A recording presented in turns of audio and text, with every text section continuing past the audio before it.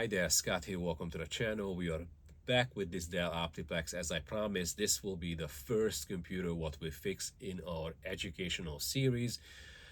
If you watched the last video about e-waste or reducing e-waste, I had an idea. Any business class computers hitting the shop, somewhere between 3 to 6 years old, and it still has life left in them. I would like to send these out to as many people as possible who needs a computer but can't afford to buy a computer, or to somebody who wants to tinker with a computer, want to try maybe Linux, maybe a Chrome operating system, maybe turn into this a gaming machine, any kind of project, but doesn't have an extra computer to mess with.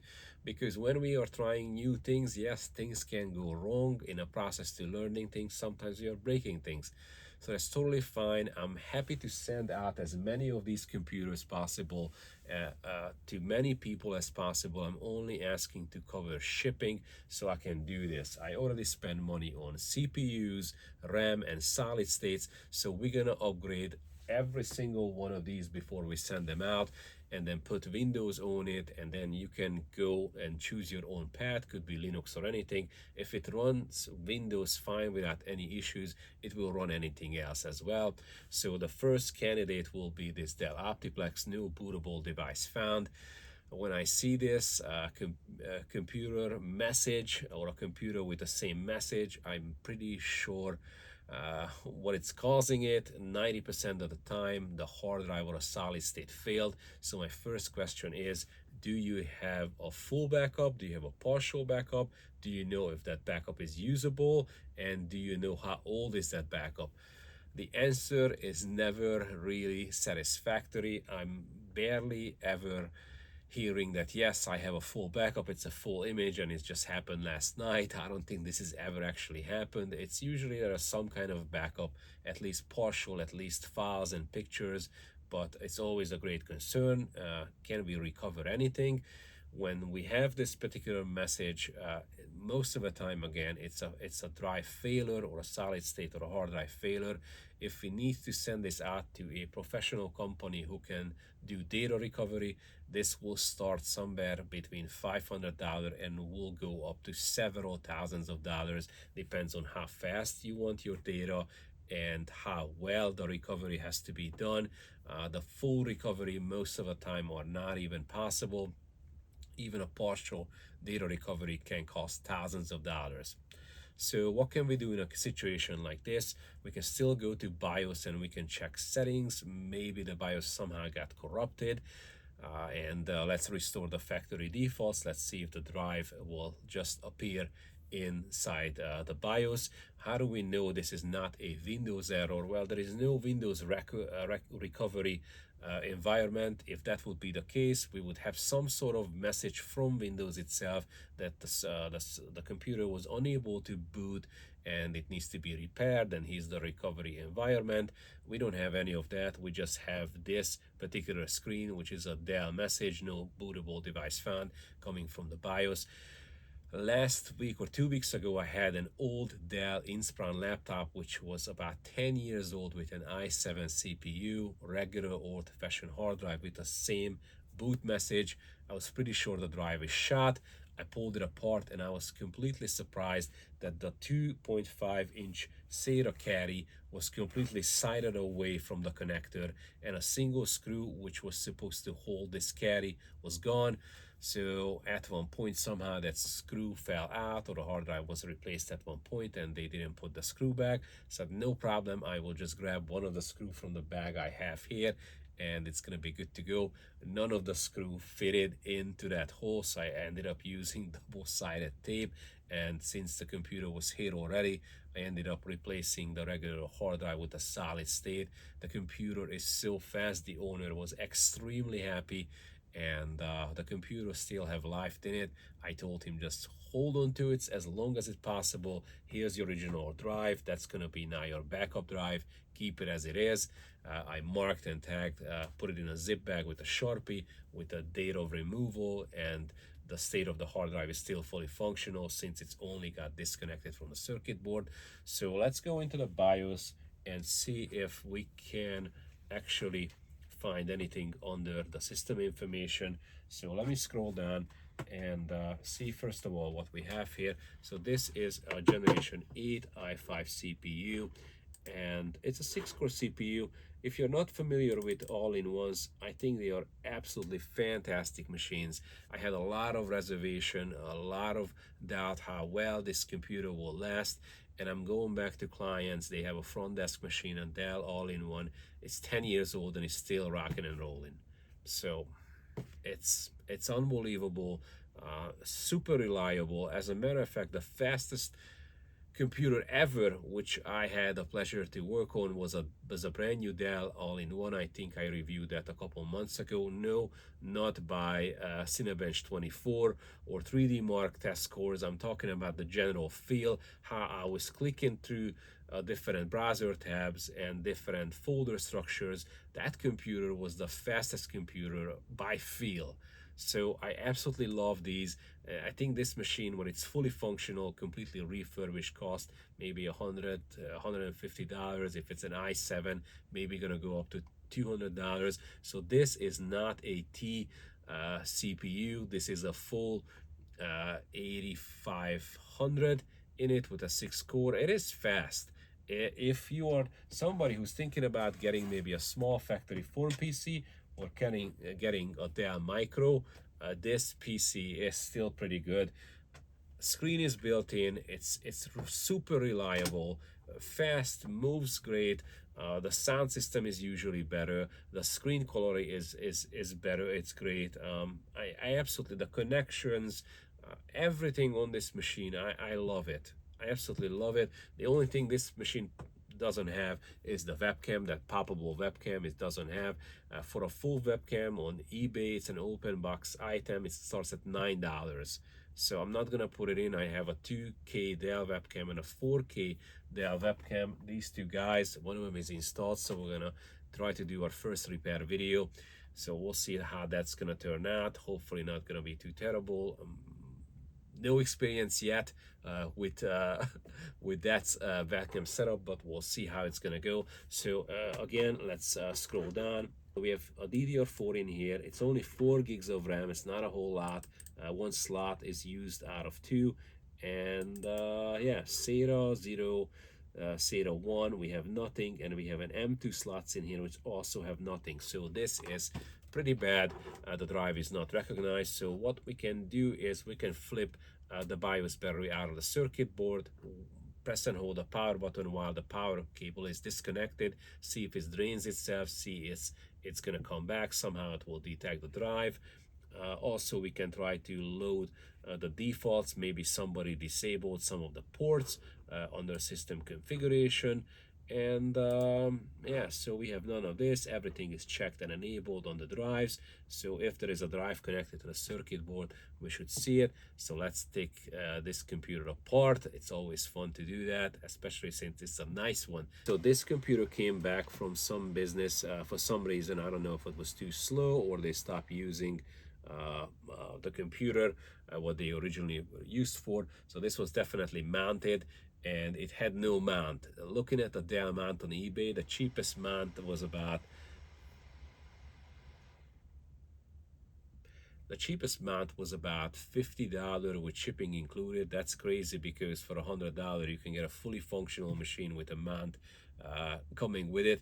So I ended up buying a $20 cheap mount. This was the cheapest mount. It's a universal mount. It's a VESA, so monitors and all-in-ones can be mounted in the same way. It was $20 with free shipping. I can't believe. So this is tempered glass, and this is an industrial looking metal bar behind it. It has different ears on it, just like a shelf. So it's height adjustable. It's not as nice as Dell when you just have a slide with a little spring action going on and a button to slide up and down. But it's height adjustable, tiltable, and also rotatable. For 20 bucks, this is a steal. So let me start taking this apart. I'm just gonna use a single screwdriver. I'm not using power tools. I don't wanna strip any of the threads anywhere. I highly suggest for you to do the same thing. Leave the power tools alone.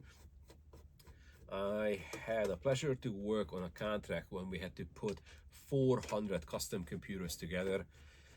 That's a job you will never forget if you were ever involved on a scale like this.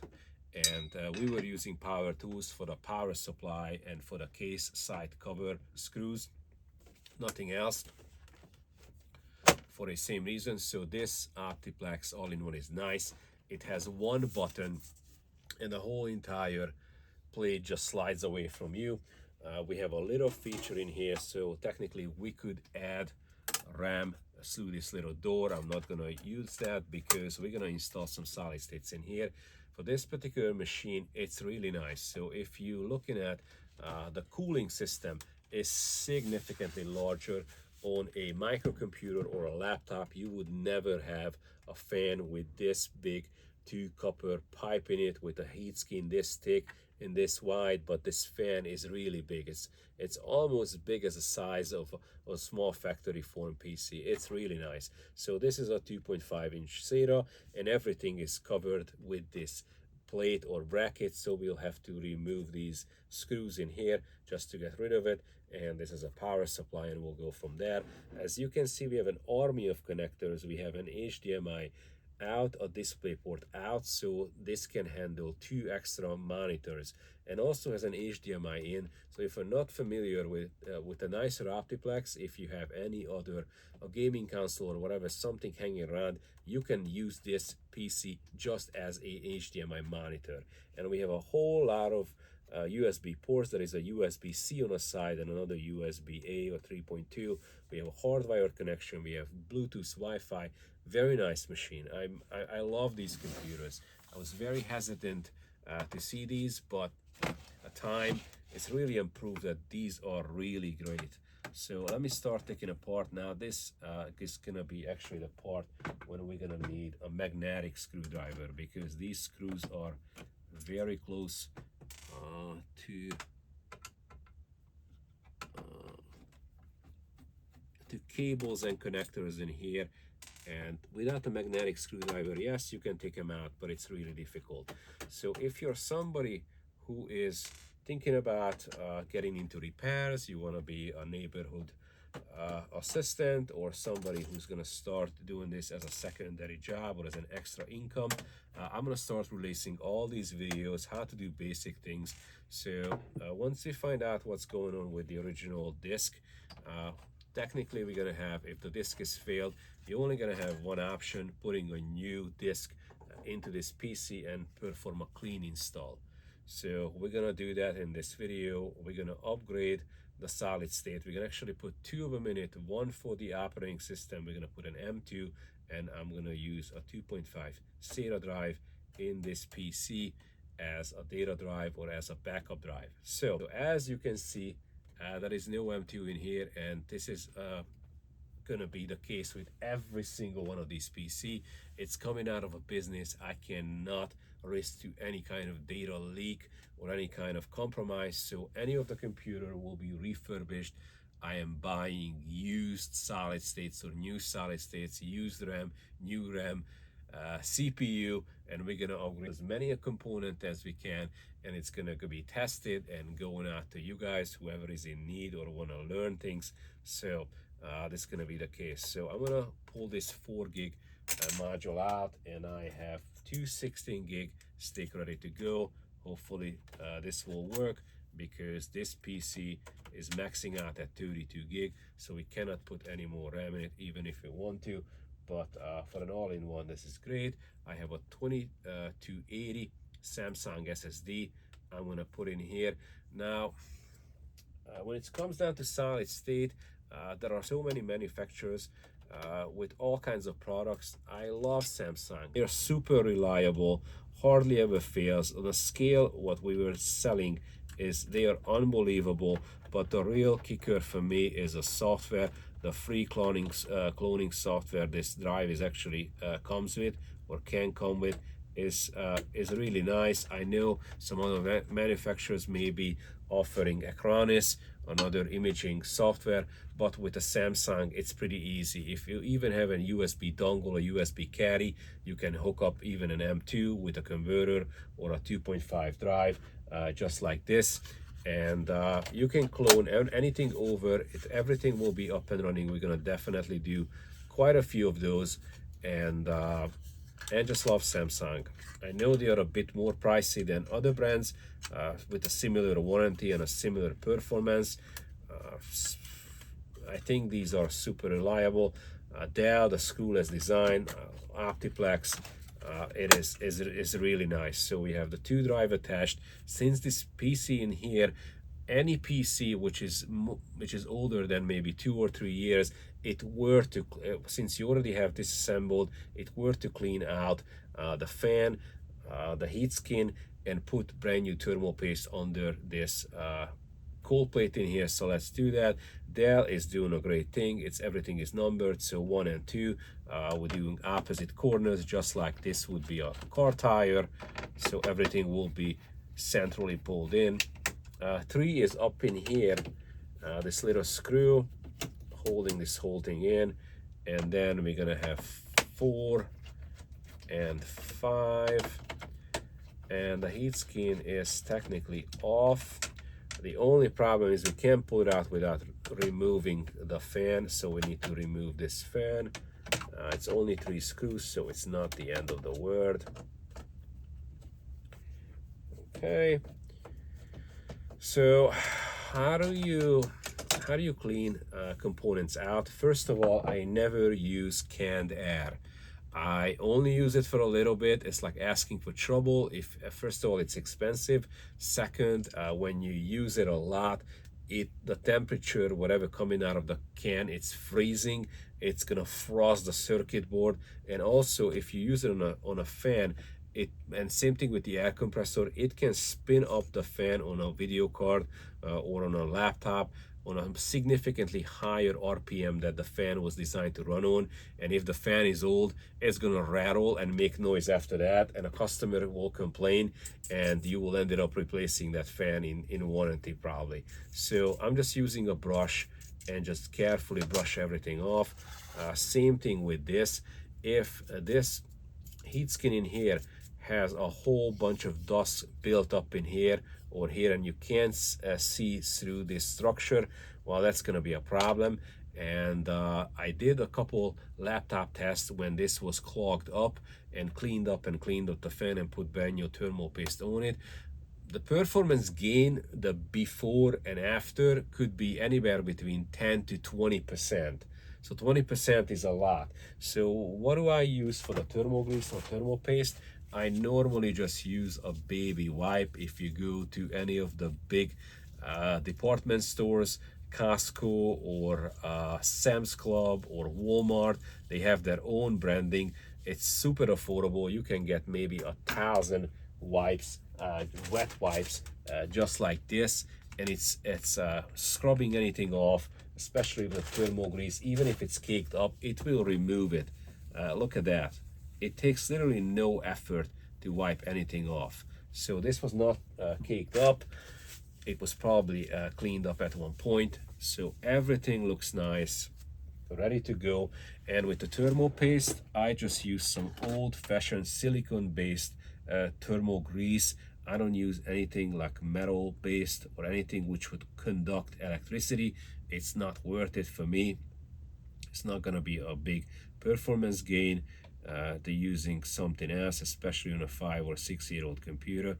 So you can use some dots in here. I have a little spatula somewhere. I think this is a better one. I'm just gonna go ahead and distribute this thermal paste in an even layer.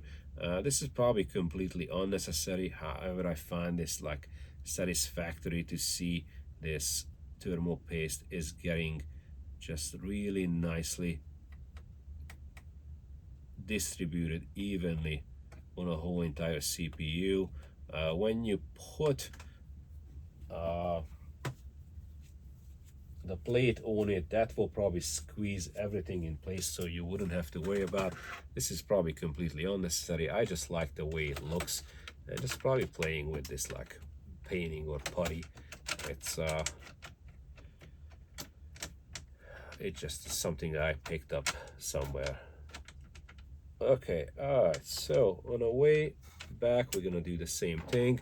So first, let's just make sure that I can wipe my fingers off. If it touches the plastic case, it's gonna be more difficult to wipe it off than just wipe it off from the fingers. So I'm gonna do backwards. We are going to 5.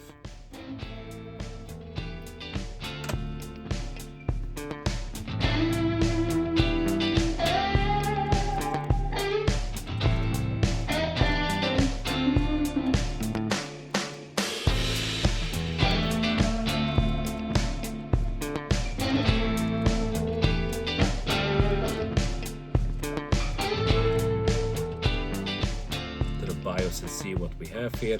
So we put 2 solid state into this PC.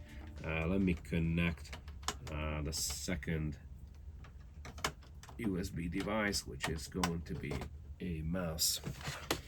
All right. So if we're looking at system information, we should see the solid state what we installed on the bottom. So yeah, we have a 1 terabyte SATA drive, which is our 2.5, and we have an M2 in here, which is 512. And if we go somewhere up here, then we should see that we have 32 gigs of RAM. Yeah, 2 dual channel we have, and we have 32 gigs of RAM, 16. So I want you to go in here and get a habit into enabling the smart reporting. So when the manufacturer is shipping these computers out, it's pretty much doesn't matter who makes it. This could be Lenovo, could be HP or Dell. This smart reporting is turned off. If the hard drive is dying, you're not gonna get notified. I'm pretty sure the reason why, because the drive might be dying for a long time. So if it fails after the warranty expired, that's too bad for you, but they don't have to deal with it. So any computer I deliver, I always turn this on, and it saved us so many times.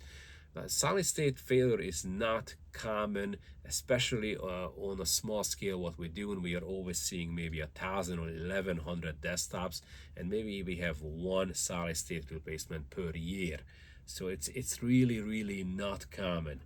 So just turn this on. This will save you one day or your customer. The other thing I usually do is, if this is a business computer, I'm going to go to power management, and I'm going to enable this feature, AC recovery, and turn the power on all the time. If you're a home user or residential user, you don't need this feature, but if you're a business class user, this is super helpful, especially if your clients are remoting back to their desktop from the laptop, because if the power outage or something happens, the computer will turn itself back on and nobody needs to go to the office. What I also normally turn off is block sleep, and just check this box, and good to go. Well, I'm gonna start tapping on F12, and I want to see my thumb drive as a one-shot bootable device. It's here.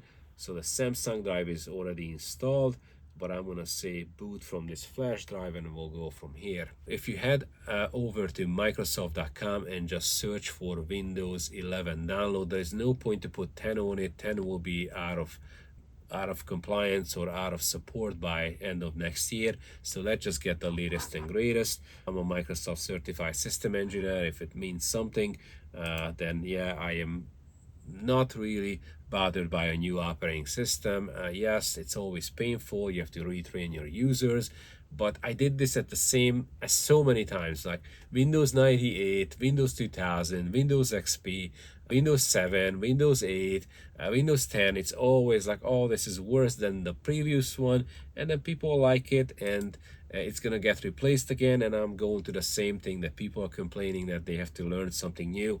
I have to do it too. So let's go in here, let's go say custom, let's delete every single partition what we have on that 500 gig drive, so we can do a clean install of Windows.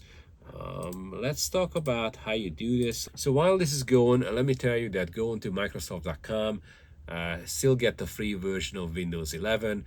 It's still offered, it's still there. If you have any valid key for 7, 8, or 10, or any previous version of Windows, you can just head over here and download either these previous versions or the up-to-date versions. It makes sense to get the up-to-date versions because Windows 10 will be reaching end of life end of next year. So since we have to reinstall everything, why don't you get the latest and greatest? If your hardware supported, it's good. If not, I can tell you what to do at the third step. But first step is an in-place upgrade. If you have a functional operating system, a Windows 8 or Windows 10, you can download this media, which will update Windows while it's up and running with all the softwares, all the settings, all the pictures, all the videos, everything you have. It will be converted from 8 or from 10 to Windows 11 at the next boot. It works pretty well. As long as you have meeting the system requirements and long as you have enough free space and the Windows is kind of healthy or already what you have and not completely busted. The second option, what I choose for, is creating a bootable Windows environment. It's going to wipe everything off on a thumb drive, which we just already did. And now I'm just using this as a bootable device to boot up. So that's pretty straightforward. And the third option is just downloading an ISO. So what's the benefit of downloading an ISO? You can download an ISO and use a third-party application like Rufus to burn this ISO and create a bootable part. But this has an added benefit. Rufus has some custom options. It can waive to install BitLocker. It can waive the requirements for TPM2. It can set you up with a username. It can skip the online account creation. If you have a friend, if you have a family, you're working for residential people, maybe this is a great option for them. If you're working for a single business customer or computer, don't do it. Just have the clean install from Microsoft and go with that. No modification should happen on any of the business class computers or business client computers. So this is booting up. I'm going to unplug this drive since everything should be installed from the solid state. Now, if you want to do the extra run then and think ahead, you know what kind of computer are you working? So this is a Dell Optiplex 7460. I would head out to Dell. I would punch the Dell Optiplex 7460 model in it and download all the drivers, especially there is called an F6 driver. If you go to Windows and Windows, you're working on some odd or unpopular or less popular computer, and maybe or brand new computer, maybe Windows 11 installation disk is not recognizing the actual controller on a circuit board, so you don't see any hard drive at installation. You would need this F6 driver, or you just have a regular Intel or whatever controller you have on a motherboard from the manufacturer. Just download it, extract it, and then you can browse it in. We will do one video how to do it. As more I'm going through these things, I realize that it's so. Let me connect to this. Okay, set up for work and school. Yes, work and school. And in this case, I don't have to get an online account. I'm just gonna go to sign in options. I'm gonna say domain join. This computer will be not domain joined. Test and no password, because we're really just gonna test this PC, make sure that everything is good. I'm gonna run some benchmarks on it. Cinebench, I'm gonna let it run for a couple around 30-minute round, maybe 3 or 4 times. And if it's solid enough for Windows, it will be solid enough whatever you're planning to do. So more updates, and here we are. We should be in Windows in a couple minutes. This is how I fix a computer with a failed hard drive or a failed solid state. This channel is absolutely not sponsored. You are the sponsor, the viewer. If you could just hit me up with a like and a subscribe, I would really appreciate it. Again, if you're somebody who wants to learn how to become an IT professional but doesn't have a computer, I can help you out with that for free of charge.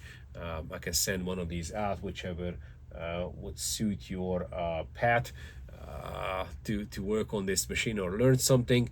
Or if you're somebody in need and just can't afford a computer, any computer at this point, yeah, I can help you out with that as long as you don't flipping. Please don't apply for a computer just to flip it. They have no value. I'm spending my own money to get RAM and solid state and my own time to fix them up. They're not worth a whole lot. So if you're somebody who really needs a computer, just hit me up in a comment section, or there is my email address under my YouTube profile. Go ahead and do that, and I can happy to help you out. If you're somebody who wants to learn things, do the same thing. See you in the next video, and Scott's out.